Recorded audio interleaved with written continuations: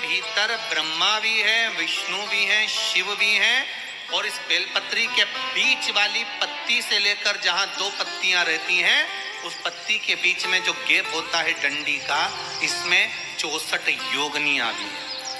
64 योगनियां देवियां भी इसके अंतर्गत विराजमान है। और उस डंडी के नीचे जहां दो पत्ती है, इस दो पत्ती के नीचे की जो लंबी डंडी रह जाती है, इसमें 33 कोटि देवताओं का भाग है। उस डंडी के नीचे जो छोटा सा एक मोटा सा भाग रह जाता है, कई बार आप लोगों ने बेलपत्री को तोड़ा होगा तो नीचे एक मोटा सा भाग रह जाता है महाराज, उसके अंतर्गत सारे तीर्थों का भाव जागृत रहता है। उस बेलपत्री को केवल साधारण ना समझे, शिव को अगर समर्पित कर रहे हैं तो वो संपूर्ण उसी के अंतर्गत, संपूर्ण।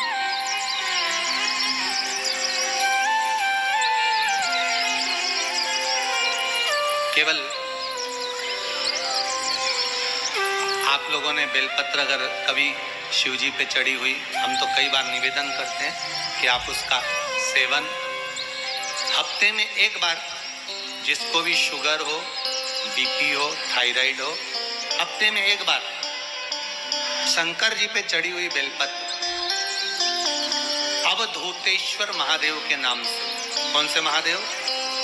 अवधूतेश्वर महादेव के नाम से खाना प्रारंभ कर देना चाहिए, हफ्ते में एक बार। और जिसके भी घुटने में प्रॉब्लम रहती है या डॉक्टर ने बोल दिया कि घुटना बदलना पड़ेगा, तो उनके लिए निवेदन है, शिवरात्रि के दिन रात्रि को 12 बजे शंकर जी पे चढ़ी हुई बेलपत्र, भगवान शंकर पर चढ़ी हुई बेलपत्र, शिव जी के मंदिर पर ही बाहर खड़े होकर शिखर का दर्शन कर कर उस बेलपत्र को चबा चबा कर खा लीजिए, घुटना बदलने की जरूरत नहीं पड़ेगी, कभी भी घुटना बदलने की। और कई लोगों ने प्रैक्टिकल करके देखा है, आपके बीच में ही लोग बैठे होंगे, बहुत सारे आपके भीतर बैठे होंगे। भगवान भूत भावन भूतेश्वर मेरा शंकर, मेरा कैलाशी, मेरा अविनाशी, मेरा शिव है, इस मृत्यु लोक का। दुनिया के लोग न जाने क्यों कहे हम कृष्ण वाले हैं, हम श्री जी वाले, हम शंकर के मंदिर नहीं जाते। वो कोई कहता हम नारायण वाले, हम शंकर को नहीं मानते, हम शंकर का प्रसाद नहीं लेते, हम शंकर के मंदिर नहीं जाते।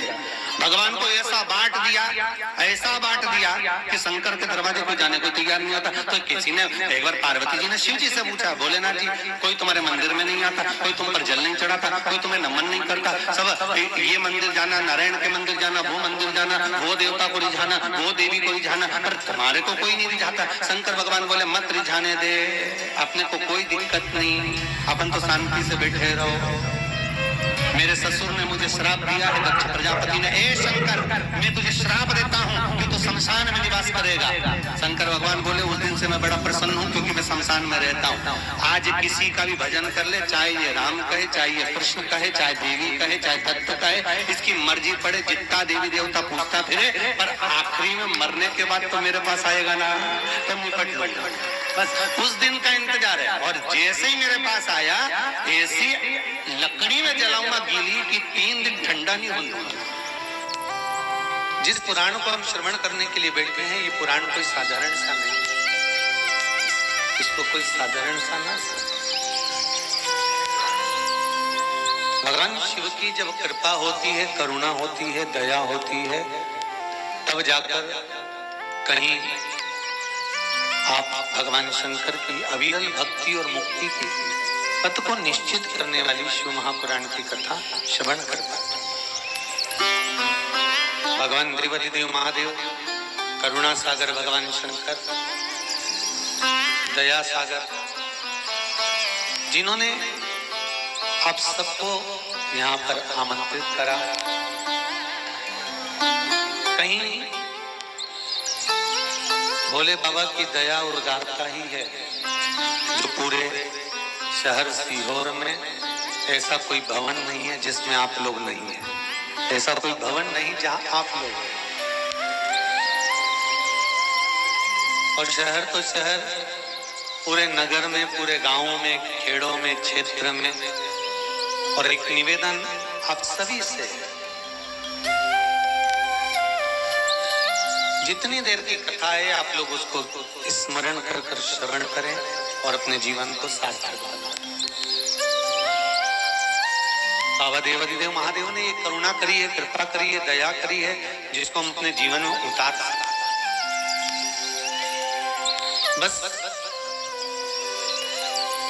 आपके आसपास में अगर कोई खड़ा हुआ हो, बोल रहा हो, तो उसके चरण पकड़कर आप उसको कहें कि थोड़ा शांत रहें, जिससे हम भगवान की जिस कारण आए, आप आए किस कारण से, आप किस लिए यहाँ पहुंचे हो, केवल उसके दो कारण हैं।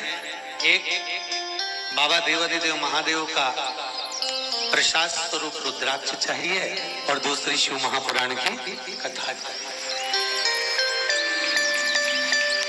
केवल दो कारण हैं और उसके सिवाय कोई कारण आपके पास में है नहीं। कौन किसके यहाँ आता है जी, किसके बस का, जो कोई आए जाए, किसके बस? ये तो देव आदिदेव महादेव की करुणा, कृपा, दया, उदारता है, जिसके बल पर हम भगवान की अविरल भक्ति और मुक्ति का साधन शिव महापुराण कथा का रस स्वादन करते। शंभु शरणे मांगू घड़ी रे घड़ी, दुख काटो दया करी न दर्शन आपो। शंभु शरणे मांगू घड़ी रे घड़ी, दुख काटो दया करी न दर्शन आपो। बाबा से केवल एक निवेदन, एक प्रार्थना और बाबा से केवल एक विनती, हमारे जीवन की एक सार्थकता कि तेरा ही दिया मैंने खाया पिया है, तेरा शुक्रिया है, तेरा शुक्रिया है। मुझे भोले बाबा ने बहुत दिया है, तेरा शुक्रिया है, तेरा शुक्रिया है। ये जायदाद दी है, औलाद दी है, मुसीबत में हर वक्त इमदाद दी है। तेरा ही दिया मैंने खाया पिया है, तेरा शुक्रिया है, तेरा शुक्रिया है। उसकी कृपा ना हो तब तक कोई कार्य हो ही नहीं सकता।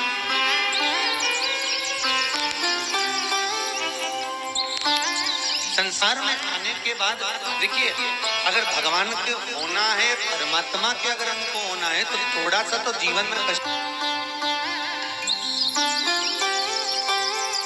वैकुंठ चतुर्दशी का जो दिन है महाराज, इस दिन रात्रि को 11 बजे से लेकर 12:30 के बीच में दीपदान होता है और 14 दिए का दान होता है। इसमें 14 दीप का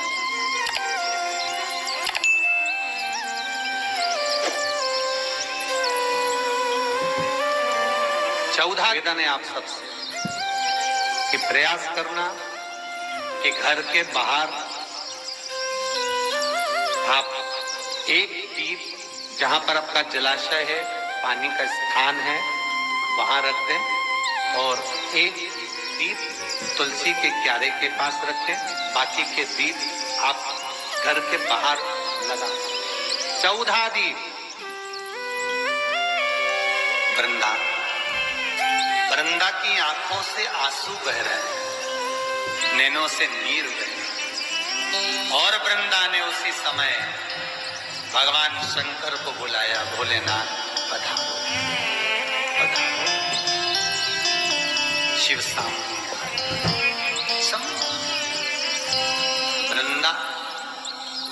तेरे पति ने जो उपद्रव मचाया था, जहां जहां मंदिर, देवालय, तीर्थ, व्रत सब खंडित कर दिए। जो ब्राह्मण पूजन करने बैठते थे तेरा पति जलंधर, उनके प्राणों को हर लेता। वृंदा, कहीं किसी गांव में अगर भोजन और भंडारा होता था तो तेरा पति उसमें कुछ गलत पदार्थ मिला देता। वृंदा, तेरे पति को मारना जरूरी है।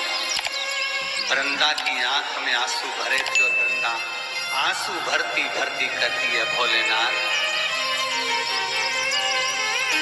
मैं ये भगवान विष्णु को श्राप देती हूं कि ये पत्थर के हो जाए,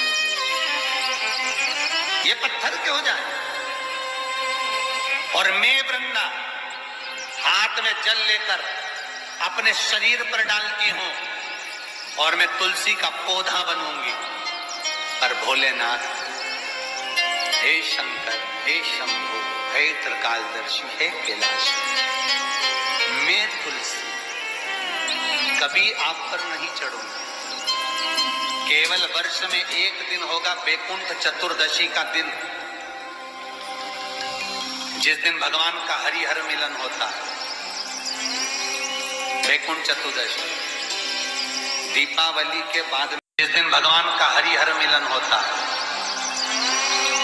वैकुंठ चतुर्दशी दीपावली के बाद में आती है, पूर्णिमा के पहले। कार्तिक पूर्णिमा जो आएगी वैकुंठ, और इस वैकुंठ चतुर्दशी का बड़ा महत्व ऐसा, जो बच्चे पढ़ने में कमजोर होते हैं, विद्या में कमजोर होते हैं, जिनकी चित्तवृत्ति कमजोर होती है, जो उनको माता पिता बार बार कहते पढ़ पढ़ पढ़ और बच्चा पढ़ता नहीं है, उनका दिमाग, उनकी चित्तवृत्ति खेलने में लगी रहती है, चिड़चिड़े रहते हैं, उन बच्चों के लिए शिव महापुराण कहती है वैकुंठ चतुर्दशी।